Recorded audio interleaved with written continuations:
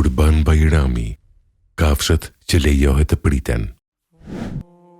Në agimet e para të Kurban Bajramit, kur tek biret fillojnë të jehojnë në për zemrat e besimtarve dhe duart ngrihen drejt qiellit me lutje dhe falënderim, miliona musliman në mbar botën përgatiten për një nga adhurimet më madhështore, thërjen e kurbanit. Por kurbani nuk është thjesht derdhje gjaku, nuk është zakon, as tradit boshe. Ai është bindje ndaj Zotit, sakrificë, mëshirë dhe afrim tek Allahu. Në Kuranin famëlart, Allahu i Madhëruar thot: as mishi i tyre e as gjaku i tyre nuk arrin tek Allahu, por tek ai arrin te voçmëria juaj. Surja Hajj 37. Kurbani është simbol i besimit profetit Ibrahim a.s., i cili ishte gati të sakrifikonte më të dashurin për hir të Zotit. Dhe Allahu e zvendçoi atë me një kurban të madh, duke bërë këtë adhurim një traditë të shenjtë për besimtarët deri në ditën e gjykimit. Por cilat kafshë lejohen të priten për kurban? Islami ka përcaktuar qartë se kurbani duhet të jetë nga kafshët e baktive: deveja, lopa, demi, delja, dashi dhe dhia. Këto janë kafshët që Allahu i ka përmendur dhe lejuar për këtë adhurim të madh. Profeti Muhammed a.s. ka sqaruar edhe moshën që duhet kenë këto kafshë në mënyrë që kurbani të jetë i vlefshëm dhe i pranueshëm. Deveja duhet të ketë mbushur të paktën 5 vite. Lopa apo demi duhet të kenë mbushur 2 vite. Dhia duhet të ketë mbushur 1 vit. Ndërsa delja apo dashi zakonisht duhet të kenë 1 vit, megjithse në disa raste lejohet edhe qingji 6 muajsh nëse duket i zhvilluar mirë.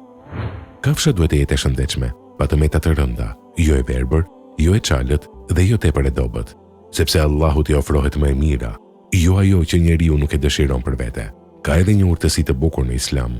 Nëse kurbani është deve apo lop, deri në 7 persona mund të bëhen bashkë në një kurban të vetëm, duke ndarë shpërblimin dhe qëllimin e adhurimit, ndërsa delja apo dhia janë për një person dhe familjen e tij. Shpesh dëgjojmë njerëzit të thonë: duhet bërë gjak. Por Islami nuk kërkon thjesht thërje, nuk kërkon dhunë pa kuptim. Kurbani është ibadet, është akt dhurimi me rregulla, me niyetin për Allahun dhe me mëshirë ndaj krijesave. Prandaj pula apo gjeli nuk vlen si kurban për Kurban Bajram. Edhe nëse theret një pul për sadaka apo ushqim, ajo nuk zvendçon kurbanin që ka përcaktuar Allahu. Profeti Muhammed a.s. ka thënë: kush ka mundësi dhe nuk bën kurban, le të mos i afrohet vendfaljes son. Koha e therjes së kurbanit fillon pas faljes së namazit të Kurban Bajramit në ditën e parë të Bajramit dhe vazhdon deri në perëndimin e diellit të ditës së tretë të Shërikut. Pra gjithsej 4 ditë, dita e Bajramit dhe 3 ditët pas saj. Profeti a.s. ka thënë: të gjitha ditët e Teshërikut janë ditë therjeje. Dhe sa madhështore janë ato pamje.